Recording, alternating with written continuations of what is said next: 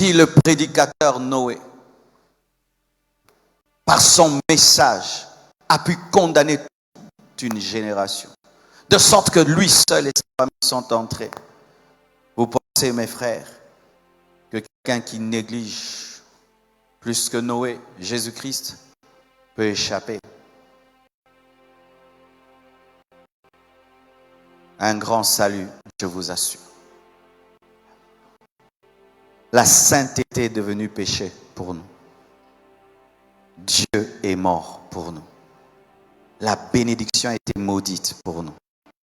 Le roi a porté une couronne d'épines pour nous. Il est descendu au monde.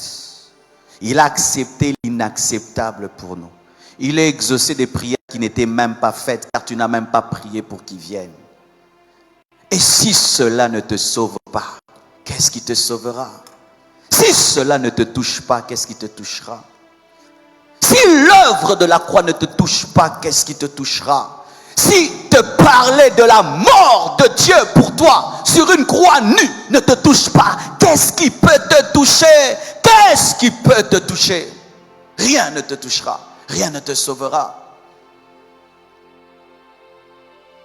Lorsque les hommes ont demandé à Jésus-Christ de faire un miracle, il leur a dit, vous n'aurez que le miracle de Jonas. Vous n'aurez que le miracle de Jonas. Je mourrai, je ressusciterai. Bien-aimés, nous nous appelons chrétiens et nous sommes là ce matin. Jésus est mort, il est ressuscité.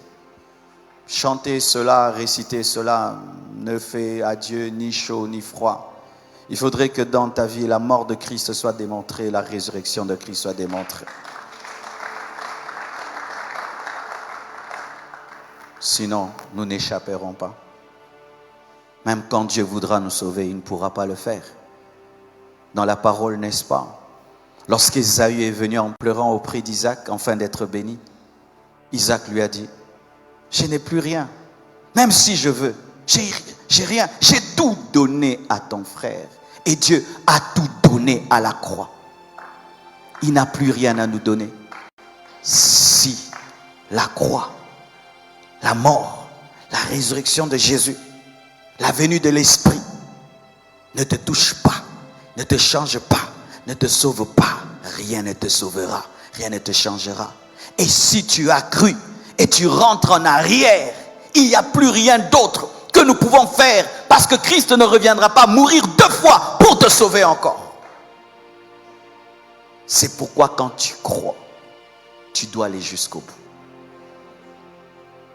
Si tu crois, tu dois aller jusqu'au bout. Et tu dois être un chrétien sérieux. Comment échapperons-nous si nous prenons à la légère? À la légère. C'est ça le problème des églises actuelles. La légèreté dans les choses de Dieu. La légèreté dans les choses de Dieu. Le sang de Jésus devient une douche. Le sang de Jésus-Christ devient comme une rivière.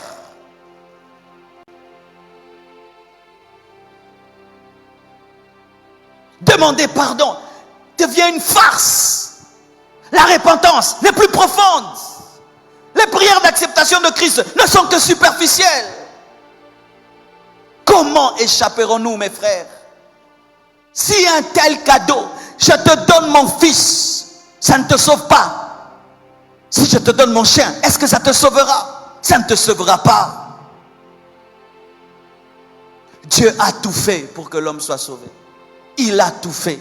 Il a fait son maximum. À la croix, Dieu était à 100%. Il a mis toute sa force, tout son amour, tout son cœur pour te sauver. Et si pour toi, ce n'est qu'une histoire d'un monsieur qui est mort il y a 2000 ans et qui est ressuscité, et des fois tu viens à l'église, on en parle un peu, tu prends un peu de vin, un peu de pain, et puis tu rentres et tu vis comme d'habitude, tu n'échapperas pas. Tu n'échapperas pas. Car il est écrit dans la parole, à celui à qui on a beaucoup donné, on demandera beaucoup. Regardez la dureté de Dieu dans l'Ancien Testament. Il n'aura pas donné beaucoup. Il nous a beaucoup plus donné dans la Nouvelle Alliance. Les gens aiment la grâce, mais la grâce est dangereuse. La grâce est très dangereuse parce que dans la grâce, Dieu a donné le tout. Ce qui fait que nous, ceux qui nous avons vécu la grâce, nous serons jugés plus sévèrement que ceux qui attendaient par espérance la grâce.